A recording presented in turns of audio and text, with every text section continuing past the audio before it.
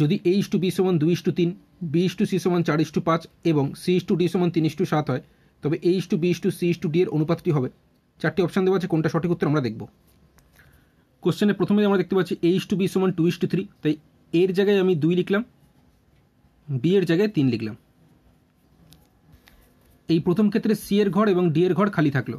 আচ্ছা, এরপরে বলেছে B:C সমান 4:5, তো বি এর জায়গায় আমি 4 লিখব, সি এর জায়গায় 5 লিখব।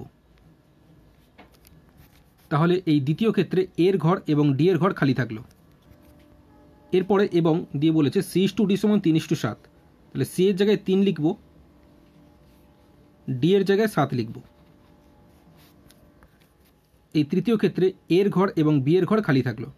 এই খালি বক্সগুলো আমাকে ফিল আপ করতে হলে, যেমন প্রথম ক্ষেত্রে সি এর ঘর তো খালি আছে, এটা আমরা পূর্ণ করব পাশের সংখ্যা থেকে। কখনোই উপর বা নিচের সংখ্যা আমরা নেব না, পাশের সংখ্যা থেকে আমরা ফিল আপ করবো।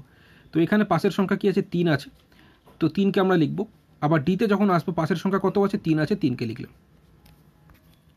এরপরে এইখানে এর ঘরে যে খালি বক্স আছে, এখানে আমরা সংখ্যাটা ফিল আপ করবো। কখনোই ওপর বা নিচের সংখ্যা দিয়ে কিন্তু করবো না, পাশের সংখ্যা, ঠিক আছে? সেটা ডান দিক দিয়ে হতে পারে বা বাঁ দিক দিয়ে হতে পারে। এবং ডান দিক দিয়ে এখানে কত 4 আছে, এই 4কে আমরা লিখব, ঠিক আছে? আবার এইখানে পাশের সংখ্যা কত আছে, 5 আছে, তো 5 লিখব। আচ্ছা, এরপরে তৃতীয় ক্ষেত্রে এখানে এর ঘর এবং বি এর ঘর যে খালি আছে, এই দুটো বক্স আমরা ফিল আপ করবো কীভাবে? এইখানে পাশের সংখ্যা কত আছে, 3 আছে, 3 লিখব। কখনোই উপর বা নিচের সংখ্যা নেব না, 3 লিখলাম। আবার এখানে পাশের সংখ্যা কত আছে, 3 আছে, 3কে লিখলাম। এরপর এগুলো গুণ করে দিতে হবে চারটি, তাহলে A:B:C:D আমরা পেয়ে যাব। কিন্তু আমরা দেখতে পাচ্ছি এতেও 3 আছে, এতেও 3 আছে, বিতেও 3 আছে, সিতেও 3 আছে, ডিতেও 3 আছে। তো প্রত্যেকের ক্ষেত্রে আমি 3 কেটে দিলাম, ঠিক আছে? এই 3টা নেব না, একটা করে 3 কমন যাচ্ছে, ঠিক আছে? তাহলে এতে থাকছে তাহলে 2 গুণ 4 8 করলাম, যেহেতু 4 দুগুণে 8। বিতে 3 4-এ গুণ করলে 12, সিতে 3 5-এ গুণ করলে 15 এবং ডিতে 5 7-এ গুণ করলে 5 7-এ 35।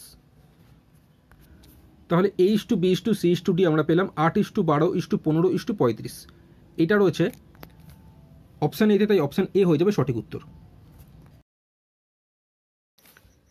পিতা ও পুত্রের বর্তমান বয়সের সমষ্টি 85 বছর। 5 বছর পূর্বে পিতার বয়স পুত্রের বয়সের দ্বিগুণ ছিল। পিতার বর্তমান বয়স কত? চারটি অপশান দেওয়া আছে, কোনটা সঠিক উত্তর আমরা দেখব।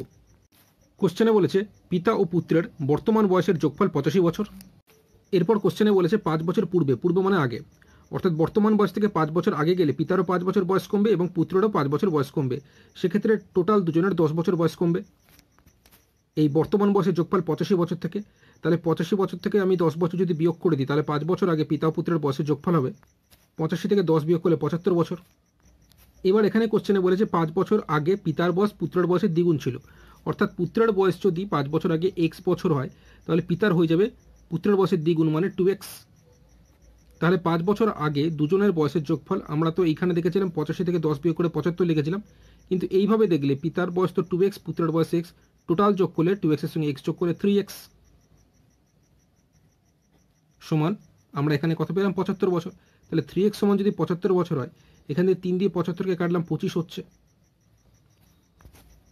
তাহলে এই x সমান 25, x সমান 25 হলে কোশ্চেনে জানতে যে পিতার বর্তমান বয়স কত, x সমান 25 হলে এই 2x সমান হয়ে যাবে 2 এর সাথে আমরা এই 25 গুণ করে দেবো, x এর জায়গায় 25 বসালে 2 এর সাথে 25 গুণ করলে 25 দুগুণে 50।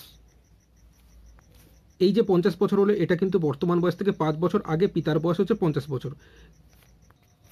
তাহলে পিতার বর্তমান বয়স বের করতে হলে এই 5 বছর আগে তো 50 ছিল, তাহলে 5 বছর পরে আমাকে আসতে হবে, তবেই পিতার বর্তমান বয়স পাবো। সেক্ষেত্রে 50-এর সাথে 5 যোগ করলে কত হচ্ছে 55 বছর, যেটা রয়েছে অপশন বিতে, তাই অপশন বি হয়ে যাবে সঠিক উত্তর। কোশ্চেনে পুত্রের বর্তমান বয়স কত জানতে চাইলে সঠিক উত্তর কী হতো তোমরা কমেন্ট করে জানাবে।